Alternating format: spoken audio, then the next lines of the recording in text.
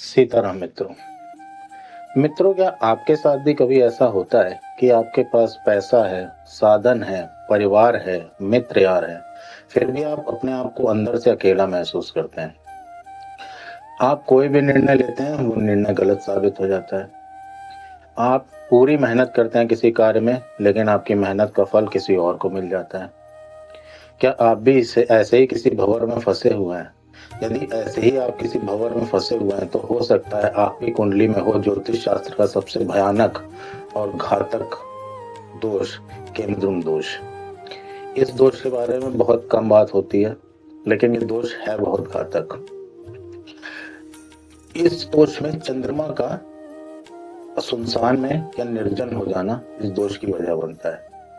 यानी कि चंद्रमा जब अकेला पड़ जाएगा आपकी कुंडली में किसी भाव में, तो ये दोष उत्पन्न हो जाता है। कैसे उत्पन्न होगा वो भी आगे चर्चा करेंगे। ये इंसान को समाज से काट कर रख देता है, यानी कि एक डिप्रेशन वाली स्थिति में लेके आता है आपको। ये दोष समाज से काट कर रख देगा। व्यक्ति भीड़ में भी अपने आप को अकेला ही महसूस करेगा। ओवर थिंकिंग, डिप्रेशन, ये सारी चीजें देता है।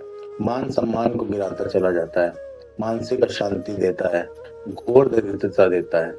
ये योग काफी खतरनाक योगों में गिना जाता है। यही इस दोष की पहचान है।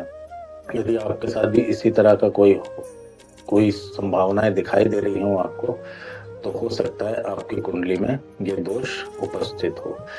ज्योतिष शास्त्र कहता है कि यदि ये दोष किसी राजा की कुंडली में भी बन जाए, तो राजा को भी एक दिन भिखारी बनाकर रख देता है। तो आइए जानते हैं कैसे बनता है ये केमद्रुम दोष। ज्योतिष शास्त्र के अनुसार यदि आपकी कुंडली के दूसरे, तीसरे, पांचवें, छठे, आठवें, नवें, 11वें और 12वें इन भावों में चंद्रमा विराजमान हो और उनसे एक घर आगे और एक घर पीछे कोई भी ग्रह ना हो, तो यह केमद्रुम दोष बनता है। एक एग्जाम्पल से देखिए। इस कुंडली में चंद्रदेव तीसरे भाव में विराजित हैं और दूसरे और चौथे भाव में कोई भी ग्रह नहीं है, तो यह केमद्रुम दोष हुआ। इसी तरह से मैं जहाँ जहाँ टिक कर रहा हूँ वहाँ पर अगर चंद्रदेव विराजित हैं और आगे और पीछे कोई ग्रह नहीं है, तो यह केमद्रुम दोष के लक्षण है। लेकिन जहाँ पर मैं क्रॉस का मार्क लगा रहा हूँ वहाँ पर यदि चंद्रदेव हैं और स्थिति कुछ इसी तरह की बनी हुई है, तो वो केमद्रुम दोष नहीं माना जाएगा। तो ये थी पहचान केमद्रुम दोष की। आप अपनी कुंडली निकालिए और उसमें देखिए क्या आपकी कुंडली में भी ऐसी कोई स्थिति बनी हुई है। यदि आपके पास कुंडली नहीं है, तो बहुत सारे सॉफ्टवेयर उपलब्ध हैं मार्केट में, उनमें जाइए, फ्री ऑफ कॉस्ट हैं वो, उनमें जाइए, अपनी डेट ऑफ बर्थ, अपना टाइम ऑफ बर्थ, अपना प्लेस ऑफ बर्थ डालिए, आपको आपकी कुंडली मिल जाएगी। अब बात कर लेते हैं उपायों की, क्योंकि ज्योतिष शास्त्र का कार्य आपको डराने का नहीं है, ज्योतिष शास्त्र का कार्य है आपको बचाने का। तो ज्योतिष शास्त्र कहता है कि इस तरह के योग में कुछ उपाय हैं जिनसे आपको इतना ही परेशानियां नहीं उठानी पड़ेंगी और धीरे धीरे इस दोष का प्रभाव लगभग नगण्य हो जाएगा। तो क्या है वो उपाय, आइए बात कर लेते हैं। बहुत सीधे और सिंपल से उपाय हैं। सबसे पहली बात, आपको चंद्रदेव की आराधना करनी है।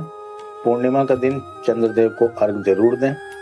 नंबर 2, आपको सफेद वस्त्रों का त्याग कर देना है पूर्णतः, आप सफेद वस्त्र ना पहने। नंबर 3, अपनी माता के साथ अपने संबंधों को मधुर करें। अपनी माता की जितनी हो पाए उतनी सेवा करें और उनके डेली चरण अवश्य छुएं। चौथा, अकेले रहना आपको बिल्कुल बंद कर देना है। आप जिम भी ज्वाइन करिए, क्योंकि आपको मानसिक रूप से अशांत रखेगा ये दोष। लोगों के साथ बैठना शुरू कीजिए, थोड़ा अपना संपर्क बढ़ाइए, अपना दायरा बढ़ाइए। नाम या अगर गुरु से कोई मंत्र मिला हुआ है तो उसका जाप थोड़ा बढ़ा दीजिए और भगवान शिव की आराधना करें, माता लक्ष्मी की आराधना करें। इन उपायों से इस दोष का लगभग 80 से 90% असर आपके ऊपर से खत्म हो जाएगा और आपका जीवन खुशहाल हो जाएगा। इसी कामना के साथ कि आपका जीवन आप खुशहाल हो, मैं आपसे विदा लेता हूँ। यदि कंटेंट अच्छा लगा हो तो लाइक करें, शेयर करें, सब्सक्राइब करें। जय श्री सीता।